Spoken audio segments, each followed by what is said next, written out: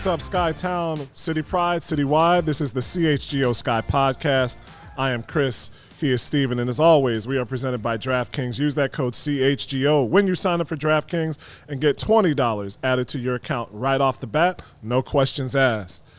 Steven, man, playoff push is here. But first things first, how you doing? I see you got the powder blue sky cap on, still representing All-Star Weekend, not melting. How you feel?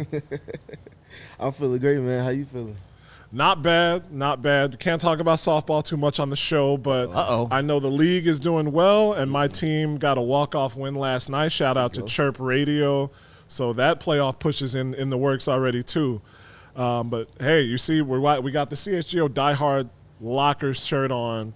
Check out CHGO Sports and check out the CHGO Locker. Man, we got a special guest on the show today because we got that Dallas Wings doubleheader down south this weekend. Big time games coming up. So I without any further ado, let's bring our guest on. He is a writer for SB Nation's Mavs Moneyball blog, the preeminent Dallas Wings writer, formerly of Fansided and High Post Hoops as well. Please welcome Christan Braswell onto the show. Appreciate you coming on, man. Thank you, guys. Appreciate you having me on today. You got to tell me, I don't know how you and James Harden be rocking the full hair and beard down in Texas in the middle of the summer. You see, the funny thing is I actually had braids 3 days ago, and my hairdresser canceled on me last night. So, we out here thugging it, For real. No doubt appreciate you coming on, man. The Wings, I think I want to get into their transformation from last year to now, even over the last few years to now, further on as we go. But they're in a really good spot right now with the playoffs beckoning only in the next month and a half or so, on a nice streak, not disregarding the Sunday loss against Las Vegas.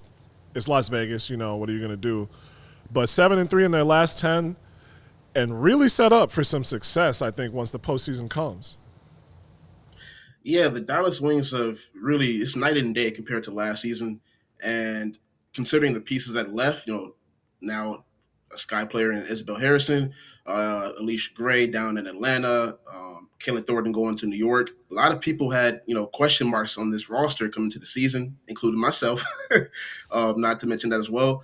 But considering how they've played this season and the way they've operated, I think they've deserved, a little pat on the back. A little. Yeah. I would say they deserve a big hug in terms of an apology. I won't say I thought they were going to be as great as they have been, but I could see them being this great in stretches, and it's just been more sustained than I saw that I thought that they were able to kind of make it happen this season, just because they had so many pieces that they can dictate with. First of all, Satu being healthy changes everything. So much. Literally everything, offensively, defensively, independent of Arike, with Arike. Like, it just changes everything. Like, if they had Satu last season, they might have beat the Connecticut Sun in the first round, to be honest, because that team was very vulnerable in the first round. And they almost did it when they won Game 2 and forced it back to Dallas for Game 3. Yeah. So I think if they had Satu last season, things would look a lot different. Nonetheless, we're seeing why I'm saying that and why that's likely true with what she's doing this season coming out of an all-star selection. Yeah, Satu has been huge this season. Like you said, the first all-star selection, all-star starter at that. And a lot of the things that she's done this season have really been things that she's been able to do her entire career, just being on the floor. Availability is the best ability. And unfortunately, like the first 3 years of her career wasn't really there. But this season, she's really honed in on her craft, and she gives a lot of credit to her overseas coaches and training staff, because we all know there is no real time to develop in the W because it's a short season and turn around with games. But she's really been everything that we know that she could have been. But really, like I just said, like she's on the court, she's playing every game, and she's playing a lot of minutes. So she's top 4 in minutes on the team, and she's mainly closing a lot of those closing lineups. So that's one of the things that we've always known that she could do. But now that you can see it in front of her, it's like, okay, she's one of the best players on this team. And, you say that she might be the best player, but that's the thing, they've had 3 players that have really carried them all season, whether it be Satu Sabally, Arike Ogunbowale, Natasha Howard. I mean, the list goes on, And And that's actually what Satu told me verbatim over All-Star break, mentioning that she didn't necessarily – well, actually, Arike mentioned it first when I asked her about Satu's developments and growth. And she said it wasn't necessarily that she got that much better. Like, she definitely evolved. She didn't get that much better, though. It was just more opportunity because she was healthy. And then Satu pretty much agreed with it and echoed similar sentiments to that as well. So, yeah, it's been fun to just watch her put her stamp on things the way that she did in college, doing it in a sustained manner on this W level and showing that she can be not just an elite player but a difference maker on both ends of the floor. And we've Yes, seen I that. feel, Go ahead, man. yes, I think one of the main things that have really helped the Wings and Satu in her development as well is her role as a creation and also as an initiator. When she has the ball in her hand, special things happen, whether she's scoring or not. The extra pass, it's the little things that really make this offense go that she's really been a huge part of. Yeah, you would expect that out of the players on that Oregon team, right? That team was so special, and I know Sabrina got a lot of the pub because she was the primary ball handler, and Ruthie set the record for field goal percentage. But Satu is like in that swingman role, but she's like a super version of that, just like a supercharged where she can score at least 2 levels, pull it out for 3 if the need arises, start plays, finish plays, and rotates and plays one-on-one defense about as well as you'd want from an all-star caliber player. And then, I think there was this feeling that Natasha Howard was kind of on the downslope of her career after Seattle. Like, not necessarily a cast-off, but not expected to have the impact that she's had. And same with Crystal Dangerfield. Like, she was a big part of what they got up in Minnesota, and then she bounced around a little bit, and now she's really putting in. It's kind of like with Jordan Canada, how she left Seattle, and you seem like, well, why would they let her go? And even though the Sparks aren't up like that, Jordan Canada's played a big part when they've won. Crystal Dangerfield's done a lot of the same with Dallas. Yeah, Crystal Dangerfield has been a godsend for this team. One of the things that really hurt them last year, they didn't have a true point guard, and Crystal Dangerfield is exactly that. A lot of people want to, talk about her height, whether her being 5'5" or 5'6", but when I tell you she is one of the most fierce defenders I've ever seen, she does not give up. She's going under the screens. It doesn't matter you're 6'3", 6'4". She's going to bring her best every game. And as far as the team in itself, Crystal has really been a really true savant in the mid-range, which the team has really kind of struggled with, especially the guards itself. Veronica Byrne has been great with her defense, but that scoring punch that Crystal brings has been much needed. Yeah, and I think even kind of going back to one of your previous statements with Satu being able to initiate, I think that's something that really changes up everything for the offense because it makes them so much less guard-centric like they were last season between Marina, of course, and Arike. And then, unfortunately, Arike went down the later end of the season and wasn't able to play in the playoffs. So that just added to, the stress and the demands on Marina to not just score but also playmake. She obviously did as well as she possibly could, especially being a focal point of a game plan in the playoffs. But there was a need for a traditional or more true point guard, like you mentioned. And I felt like Crystal was a great pickup for them in the trade, as well as Natasha. Like, Natasha, initially it kind of seemed like or came across as if she was just a throw-in in the trade, just to kind of eat up some minutes or whatever. Right. And she's like, yeah, I'm not just that. And she just came out, and she was a borderline all-star this season. In my honest opinion, like, I wouldn't have voted her in over, the selections that did come, but I feel like she was all-star caliber. And she's continued to be that this season. And I think in addition to Crystal and, of course, with Satu and Big T and Kalani as well, I feel like all of those additions, but especially Natasha, has really helped to kind of push the needle outside of the top 2 players, in Arike and Satu. And then also just kind of looking at Crystal, she, like, in terms of doing things independent of Arike and Satu, that's where she really kind of bridges the gap. And then, of course, with Tierra as well. She really bridges the gap because all of them are getting game plan for. They got a specific way they're going to guard T in the post. They got a specific way they're going to guard Arike individually as well as in pick and roll. And then, obviously, they're going to try to take away and limit Satu's touches as much as possible. So when she's coming off of screens from the ladder 2 or if she's doing handoffs and stuff like that with Arike, it just makes everything that much more difficult for them. And then, like you mentioned, Chris, she's also been knocking down her mid-range jumper at I think it might be a career high level at this point this season or somewhere in that stratosphere. And that's really just, again, it's just changing the math for them. And it's really making them, in my opinion, they've looked like the second best team for the entire season. For the whole season? For the whole season. If you're looking at the whole season, I feel like they've proven it. The Liberty have had their ups and downs that we talked about. So the Mystics and anybody else you might want to throw in that second tier. What do you think about that, Chris? Is like, would you put Dallas over Connecticut at this point? Well, I don't know if I put them over Connecticut right now, but if we're looking at the full scope of the season, I feel like sometimes we're forgetting that Tierra McCallum didn't play almost all of June while she was overseas with Turkey, playing her overseas commitment. And Natasha Howard, in my preview I wrote for Match Moneyball, I said that Natasha Howard was the crown jewel of the offseason. One of the things this team has missed was veteran leadership. I mean, she's been there, multiple rings, a depoy. She's played. She's been that second fiddle to Stewie. She's been the main option in sometimes where those games where like weren't going in some Seattle's favor. So, but Natasha Howard, in and of herself, she's really picked up the slack this season. When Tierra went overseas, Natasha Howard was just thrown into the post and go fight for your life. Yep. And Yep. she's 6'2", she's 6'3". Don't get me wrong, but she's not necessarily made to sit in the post just every game in and game out, and she doesn't necessarily like it per se, which is why she was really glad when T came back when the team brought Kalani on as the first hardship that she had this season. And she was really happy about that. But she's always made it known that whatever coach asks, she's going to get it done. And to be honest, she held the ship up when Tierra was overseas, and the team came back, and they've been firing on all cylinders ever since.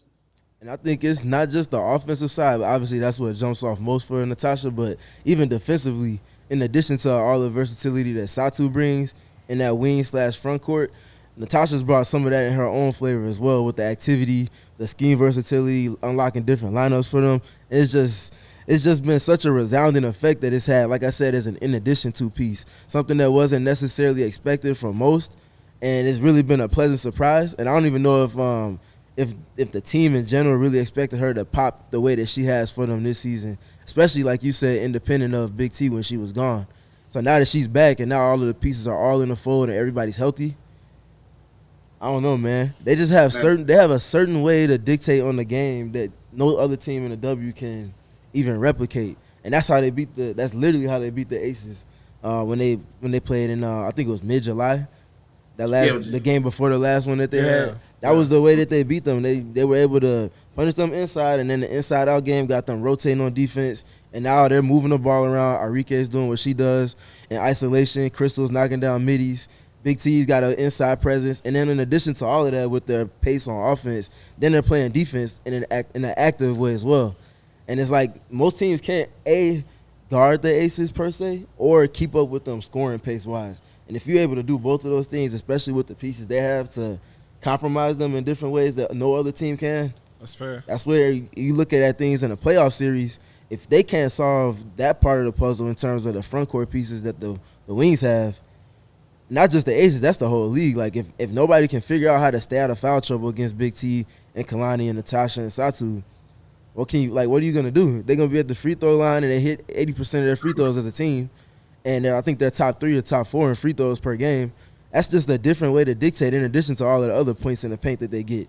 And I haven't said anything about Arike's near scoring at a season high. Like it's just a lot going on down there, man. You're gonna have Lawrence putting some bets out right now, man. Seriously, yeah. There's a lot going on down there, Prognostication. Christan, man, I think a lot of this goes to Latricia Trammell. I know just defensively, that was her calling card when she came in. It coached on the college level, assisted on WNBA benches for a long time. But where do you really see her mark being left on this year's iteration of the Dallas Wings? No, that's a great question because, no one's really ever asked me that besides just X's and O's. And in preseason, Awak Weir came into the press room and said, "I love coming to work." I'm not sure what else she can say besides that. She loves coming to work. She loves coming to practice. She loves his team. And, it's fair to say I don't think players were really saying that last year for a myriad of reasons. But this season, as far as just off the court, Latricia Trammell has been everything that these players have needed. She's a leader. She listens. She talks to them. She cares about things that's not just basketball. Players tell you in a heartbeat, she'll go to war for them. And she loves them. And, I really think that this kind of leadership is like what they needed.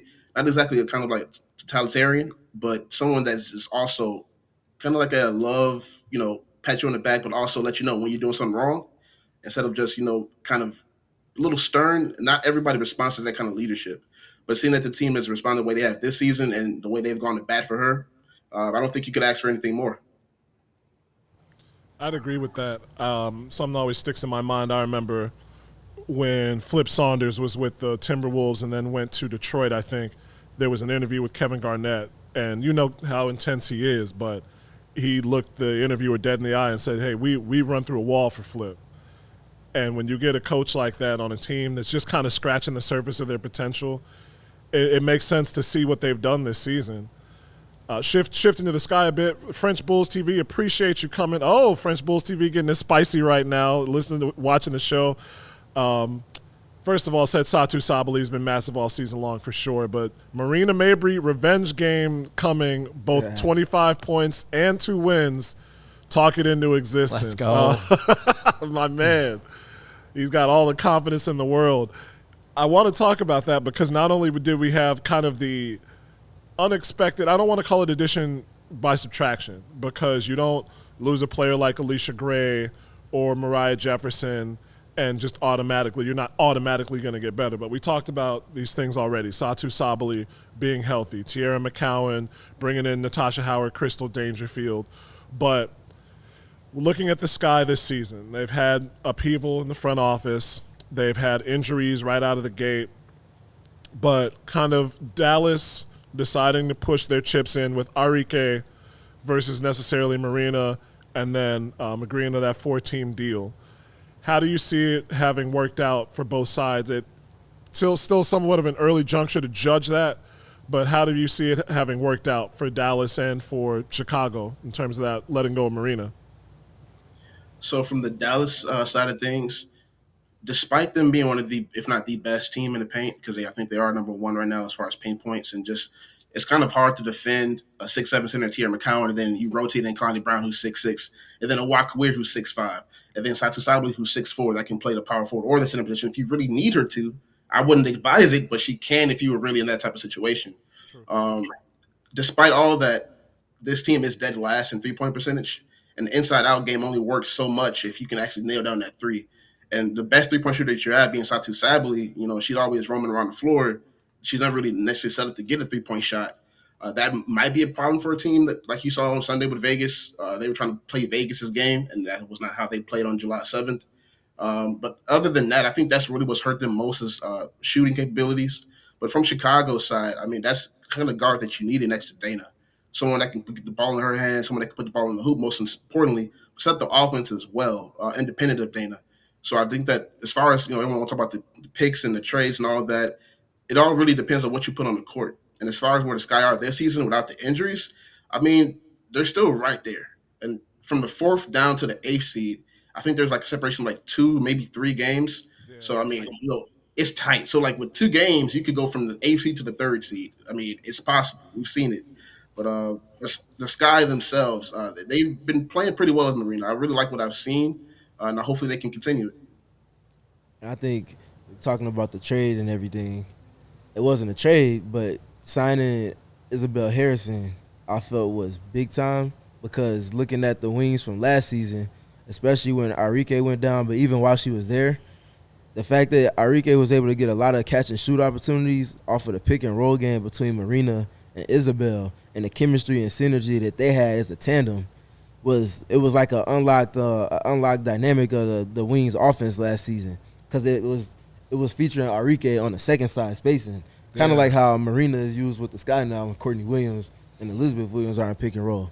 And I think that's the dynamic that's missing from this Sky team a little bit. Like, obviously, they're doing a very, very good job in pick and roll, and that's something I'm going to actually be talking about sometime before Friday.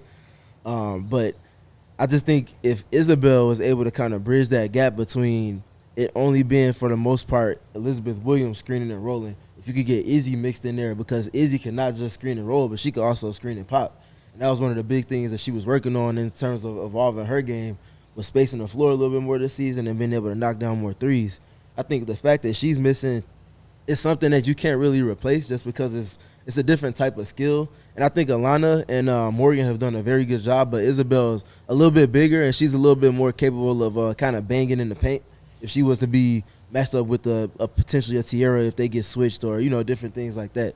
So I do think her impact is missing from this team. Hopefully she's still progressing from her surgery and with the physical therapy and everything. But I just wanted to make sure we kind of mention her as well because I think the addition of Marina was also just really stood out to me just because of what I potentially saw between her and Isabel.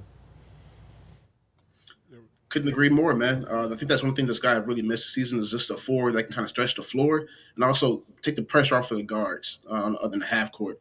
That's one thing I think this guy have missed mostly. I mean, Robin Parks, Lana Smith, Elizabeth Williams, they've been doing great. But as far as just that jump shooting ability outside the paint, that's one thing I think they've really needed. But even without her not playing, I mean, think about what she would do if she was playing with this team. It'd be a lot much more efficient per se, but also just the shot making ability. I think that's one thing they would definitely benefit off of.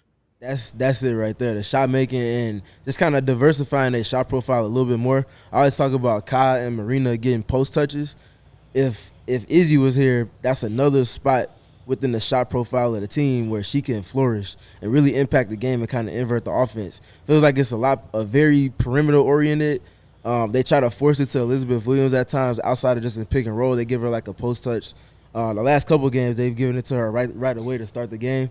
And that's not necessarily her cup of tea. She can get it done every once in a while. But if you had Isabel Harrison in that spot, not necessarily to replace Elizabeth, but to be that piece that you go to if you want to get a post touch, in addition to Marina, in addition to Kahleah Copper, I think that's where things are kind of – it's just like a missing dynamic from the team because now if you say you go small ball when Elizabeth is off the floor, you put Izzy at the 5, and now Atlanta is at the 4, you can go 5-out spacing, but you can also go 4-out one in. And Izzy can get the job done, especially when she's given space to go one-on-one in isolation from the block or from the elbow. And she can get to the free throw line. She can knock down mid-range jump shots. She can operate as a triple threat out of the post and things like that to kind of just break up the ice and give the team a different look over the course of a game. So definitely looking forward to seeing her. I don't think she'll be back this season, but I hope she does surprise everybody and she is able to come back. But yeah. I mean, Izzy last week put up a tweet, said the rehab is rehabbing. So and I saw that our guy Connor put up Izzy was at practice. I think no scooter, no boot, nothing, no support. And we saw her at All-Star Weekend too. At the games this weekend too. Yeah, she was on the orange carpet. So at the very least, she's close to the team. It's something that you at least want to have. That her and Rebecca Gardner are close to the team, still have that presence that Emery talked about. I think back before the All-Star break, having those players around the team contributing in some way, shape, or form. But it would be something, it would be really nice to get Izzy back on the floor because like you said, with her operating out of the higher low post, it gives you a diversity of options.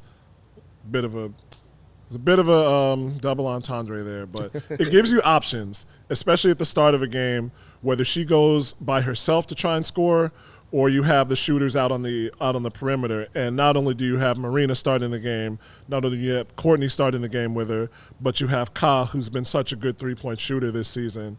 And I think there's something to be said for getting 3 points at the start of the game rather than 2, just because it gives a little bit extra, like, okay, if we see him hit 1 3-point shot, then they might come down and get another open 3-point shot and you're 6 points down instead of 4.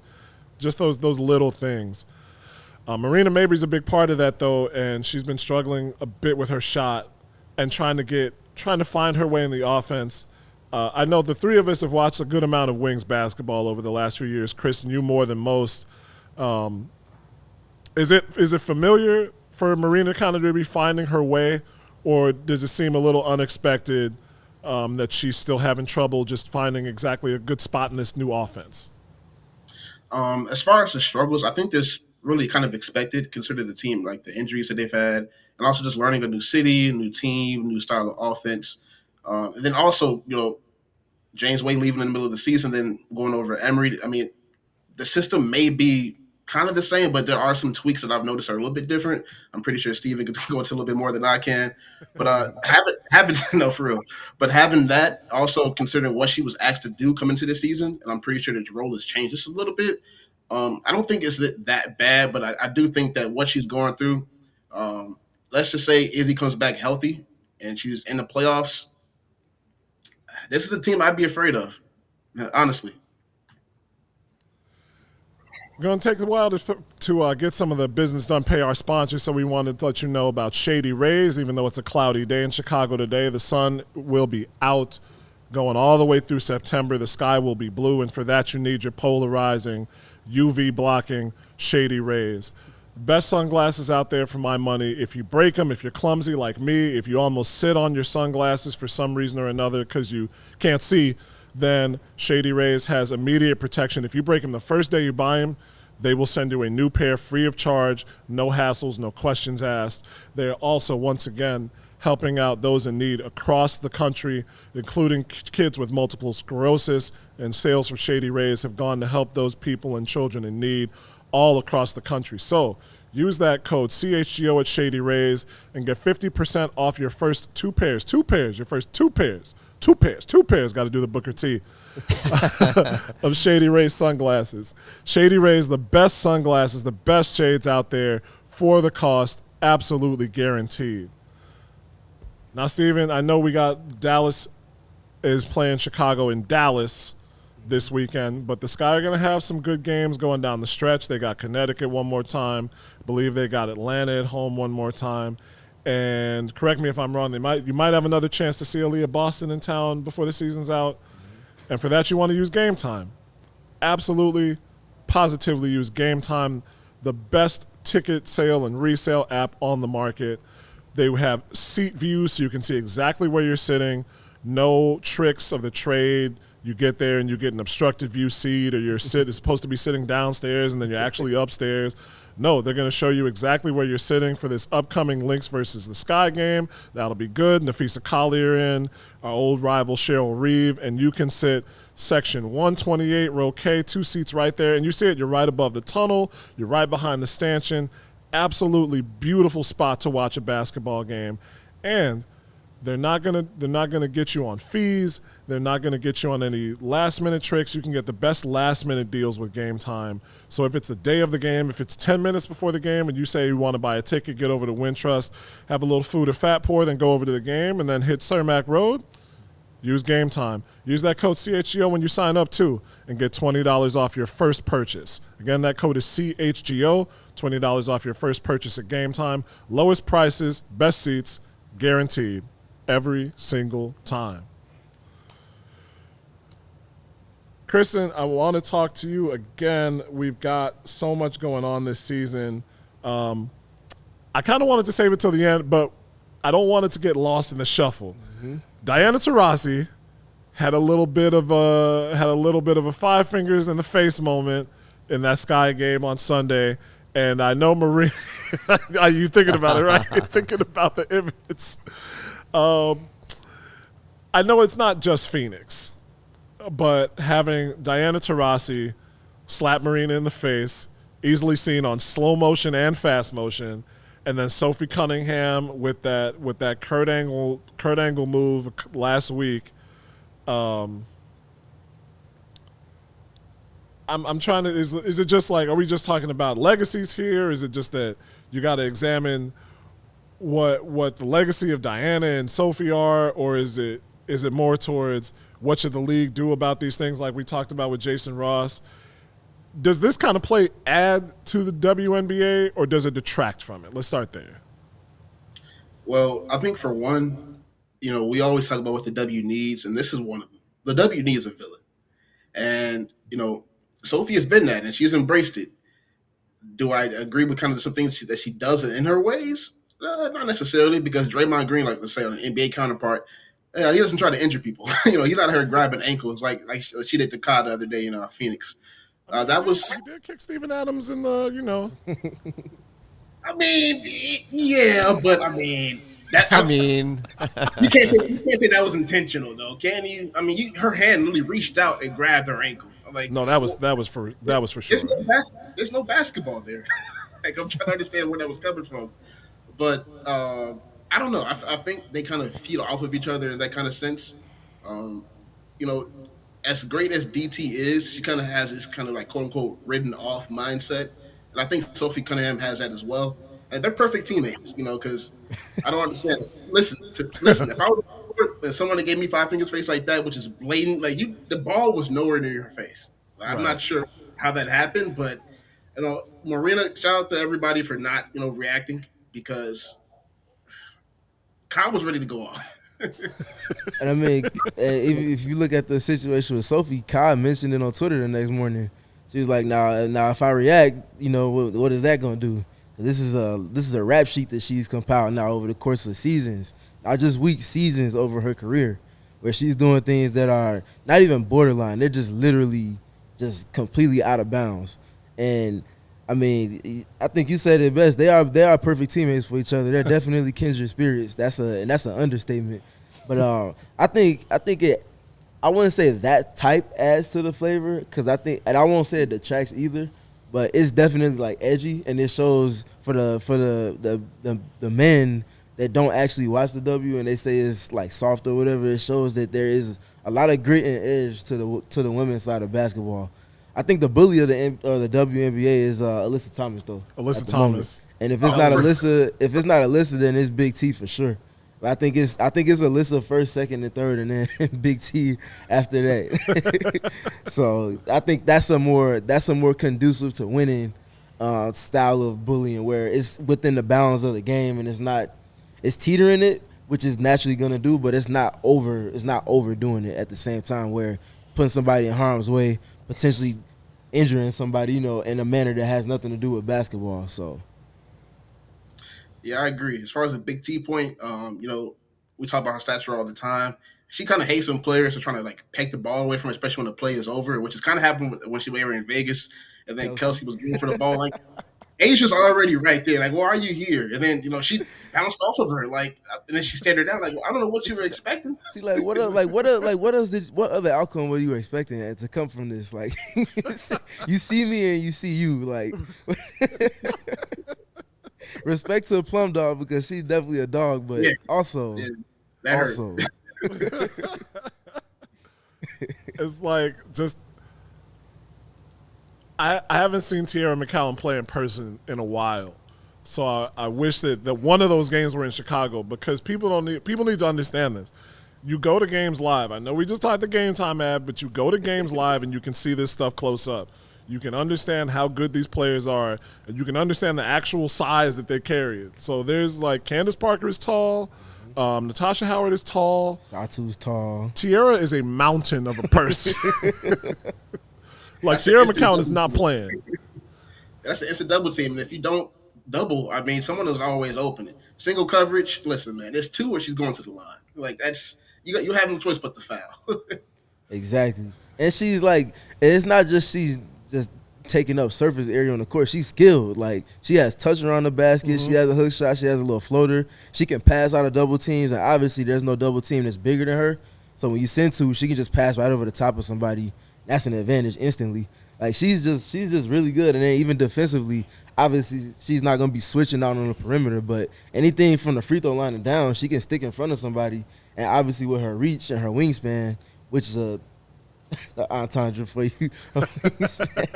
Even in addition to, Satu and everybody else they got in the front court, she just really fortifies everything and is just a true defensive anchor. That's one of the things I've been doing the most. It's like Dallas and their bigs passing to each other. Like I said, Tasha Howard 6'3", 6'7", 6'6", 6'5". No one can stop those passes going up so high. And like for her to be that and also shoot 47%, near 47% from 3 to 10 range with that little fadeaway, it's practically unguardable. Yep. Coming through that, so it's Region Rev.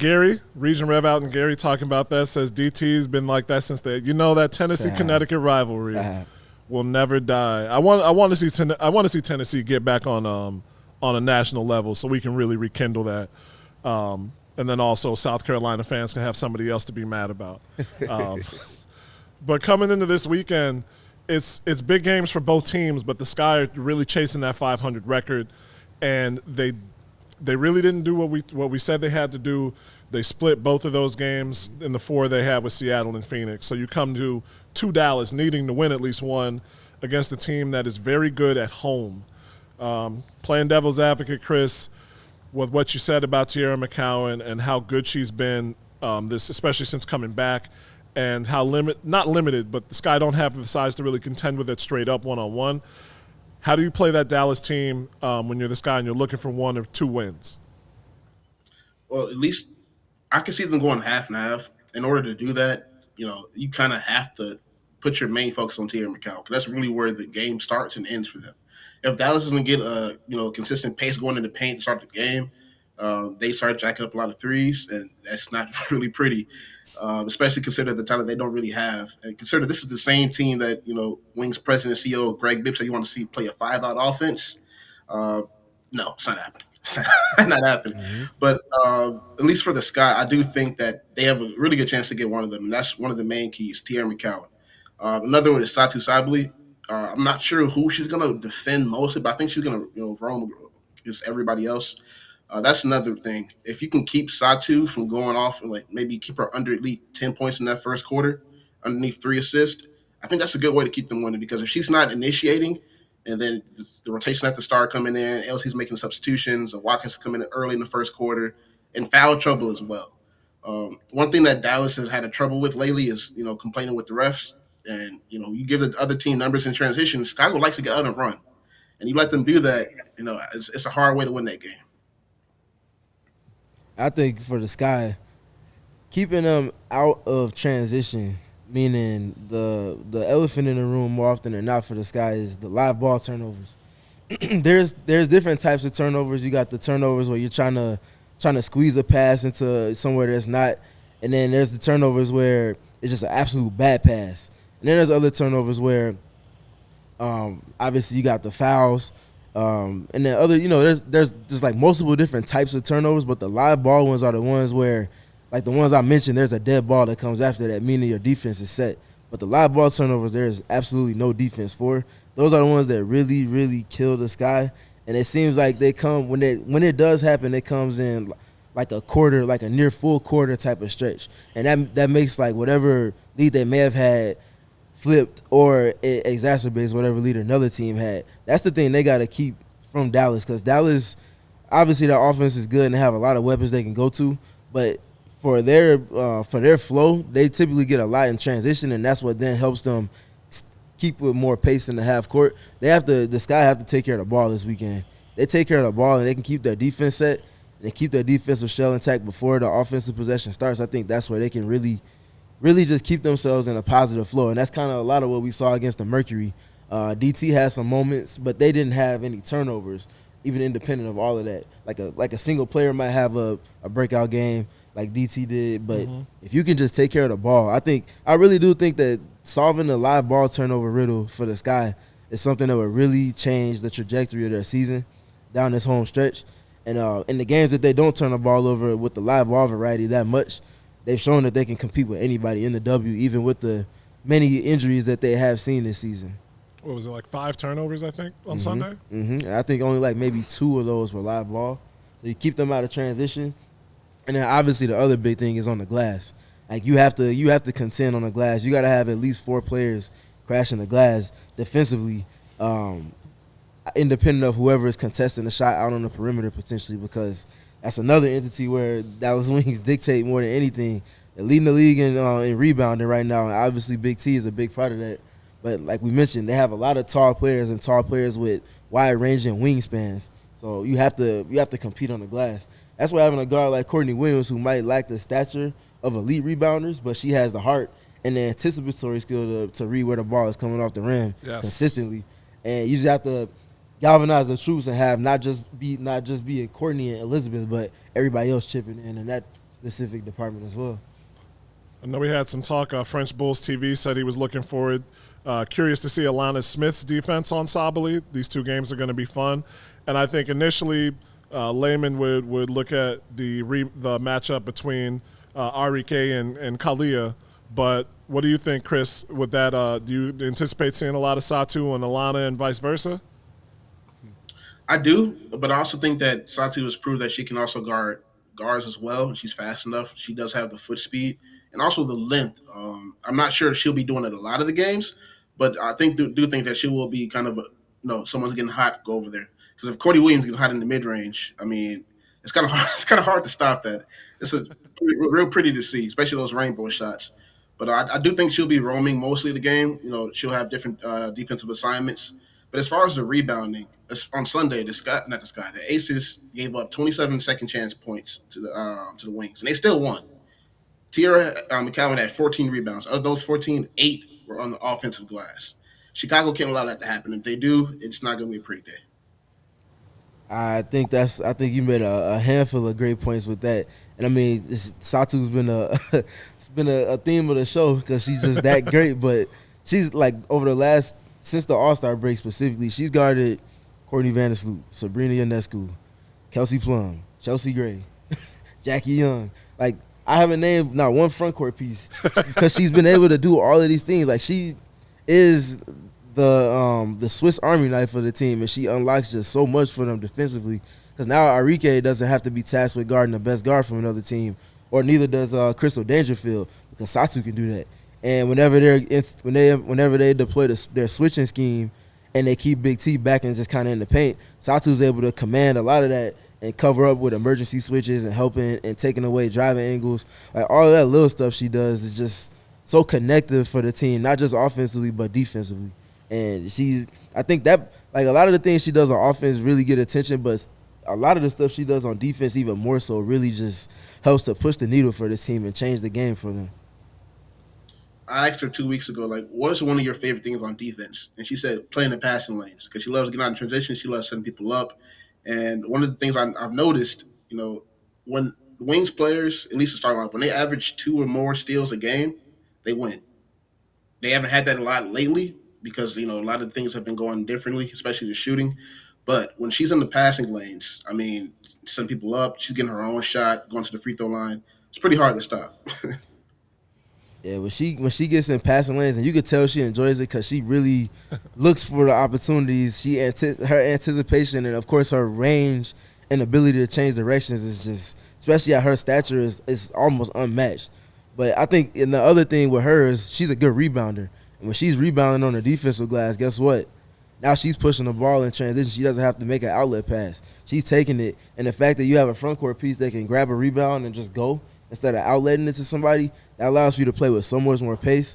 I think there was a moment where I forgot who she was switched on in the Aces game, but she was against one of the guards. She got the stop, grabbed the rebound, came down the court, collapsed the paint, and then she hit Arike in the fourth quarter for a 3 on the left side. And it's like those little things, like outside of Asia and AT and Stewie, like there's not that many other front court pieces that are literally getting a stop, grabbing the rebound themselves from the stop that they got, and then going and finishing off in transition with a pass out, to a three-point shooter. And that just speaks to the unicorn in her. I know that's kind of a coined phrase, but she really, truly is a unicorn and one of the pieces that's like a sign of the evolution of the W, where it's not just guards that can do things and do everything on offense and defense, but the wings and front court pieces, and she's kind of a tweener in a positive way. They can do that stuff. It's just a sign of where things are kind of trending in terms of skill development for players, not just guards like I mentioned, but front court pieces as well. Yeah, it's like a true unicorn.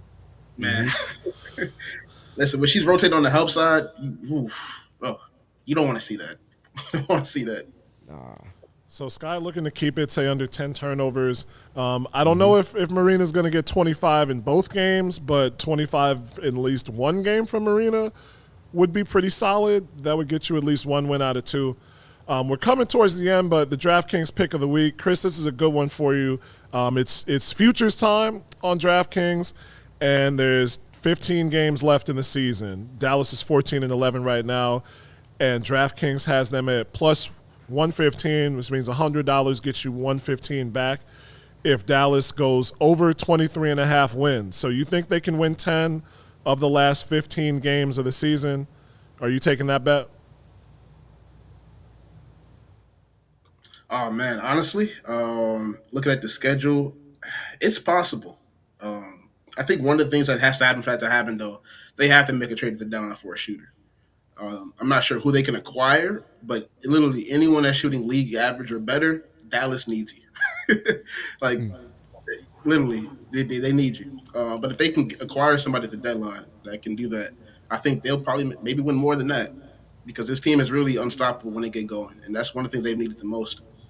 Sammy Whitcomb came I was literally just about to say, with the draft picks that they got from the Sky, if they could nab somebody like Sammy, the way that she moves off the ball and the way that she can also initiate with the ball and just kind of dictate things on offense, that would be a game changer. Like, I really think they would be not just being able to contend with the Liberty, but also be able to, like, potentially be equally as good, if not better. Like, obviously, name for name, it might not, but the way their pieces fit with a Sammy type of player, Yeah. man. That's all they need. That's it. So let's say if you see that move come through, that Dallas gets a shooter in the backcourt or a shooter on the wing, then take that 115 plus 115 over 23.5 wins. Christan, man, thank you for coming on the show again. Christan Braswell for Mavs Moneyball and formerly a fan side in the High Post Hoops.